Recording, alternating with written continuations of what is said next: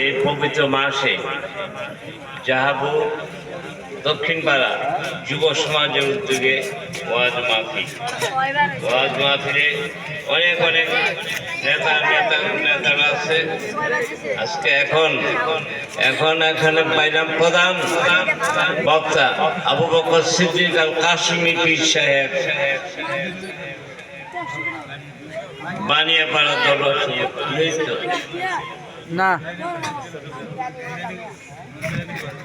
প্রধান আকর্ষণ হাফেজ মাওলানা মুস্তাফিজুর রহমানী,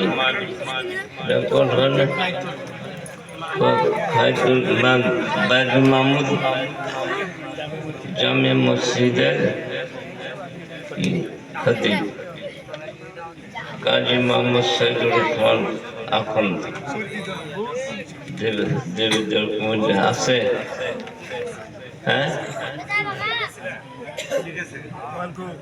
হাফেজ মোহাম্মদ মঈনুদ্দিন। আচ্ছা, জবাব ওনার শেষ মুহূর্তে আমি যখন গাড়ি করে এখানে আসি, থেকে আমি মার্কেটে গেছিলাম, ওইখানেও মানে লোক নাই, কোনো কথাবার্তা বলতে আমার যেমন একটা খারাপ লাগে। আমি বেশিক্ষণ কথা বলি না, আমি লোক দেখে আমার মনের গতি পরিবর্তন খারাপ হয়ে গেছে। লোক বেশি হলে 15-20 জন, আর এখানে ইয়ে আছে ওলি হুজুর আছে জাফরের 20-30 জন লোক। এই ওয়াজ এই ধরনের ওয়াজ হচ্ছে এখানে। ওয়াজ তো এখানে উনি করছে, ওয়াজ আমরা তো ওয়াজ করি না, উনি যে ওয়াজ করছে স্পিডে ওয়াজ করছে, যা কোরআন হাদিসের মধ্যে যে সমস্ত কথাবার্তা বলছে এর চেয়ে বড় কোনো কথা না।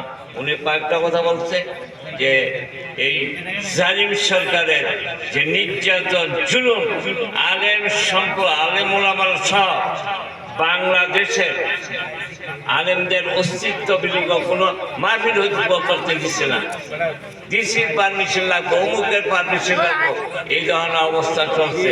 কত নির্যাতিত হয়েছে।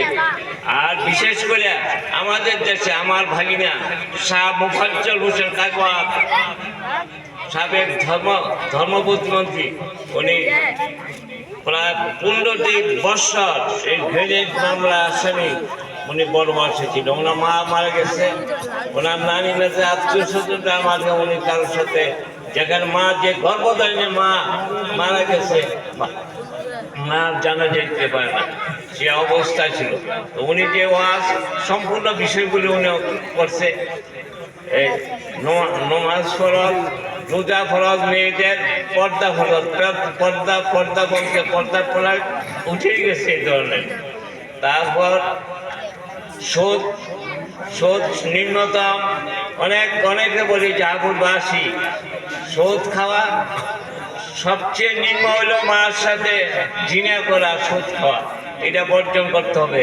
আমরা চেষ্টা করব, দুনিয়া ক্ষণিকের দুনিয়া, এই পৃথিবী থেকে আমরা একদিন চলে যাব, কেউই থাকবে না। আমাদের পূর্বজীরা চলে গেছে, আমরাও চলে যাব। এরপর চলে যাওয়ার পর আরেকটা দুনিয়া আছে, ভয়াবহ দুনিয়া, যে দুনিয়া কবরে যারা গেছে তারা যদি উঠে আসতো তো বলতে পারতো যে কবরে কি পানিশমেন্ট। যারা পানিশমেন্ট নাই তাদের সঠিক, যারা নামাজ পড়ে গেছে, নামাজি যারা নামাজ পড়ছে, ইসলামিক ভাবে চলাফেরা করছে, নমাজি সত্যবাদী ছিল, তার হক নষ্ট করে নাই, অন্যায় করে নাই, জুলুম করে নাই। আমরা তো এখন আল্লাহ হাকুল এবাদ, একটা হলো মানুষের হক আর ওগুলো আল্লাহর হক।